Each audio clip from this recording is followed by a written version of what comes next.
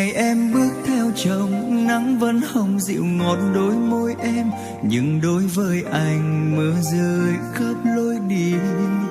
Lạc lòng giữa bao người với nụ cười của kẻ cô đơn, anh lẻ loi đôi chân chẳng biết đi về đâu.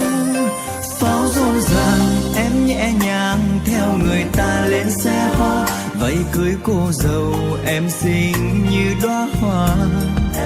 Còn tôi vẫn nơi này giấu những giọt nước mắt trong lòng, rượu càng uống nhưng chẳng say em nào có hay.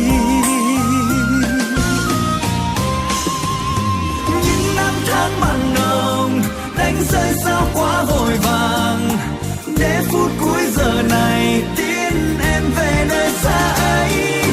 Anh nuốt hết những đắng cay để mong em yêu sẽ yên bình, anh nguyện cầu cho em luôn được hạnh phúc. Chip nhẫn cưới ngày nào hứa sẽ trao nhau mãi mãi, còn nhớ không em, nhớ đến bao kỷ niệm đôi ta.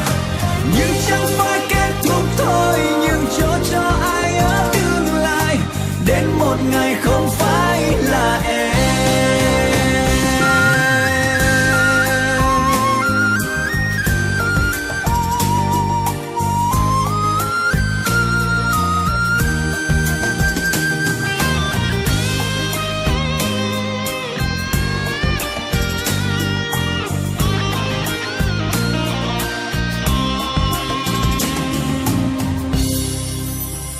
Ngày em bước theo chồng, nắng vẫn hồng dịu ngọt đôi môi em, nhưng đối với anh mưa rơi khắp lối đi.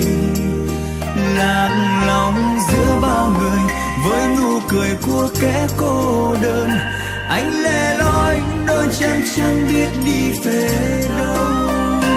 Pháo rộn ràng em nhẹ nhàng theo người ta lên xe hoa, váy cưới cô dâu em xinh như đóa hoa.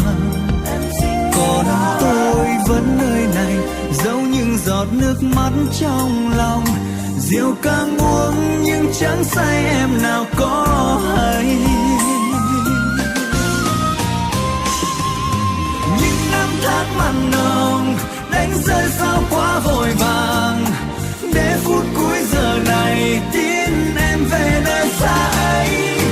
Anh nuốt hết những đắng cay để mong em yêu sẽ yên bình, anh nguyện cầu cho em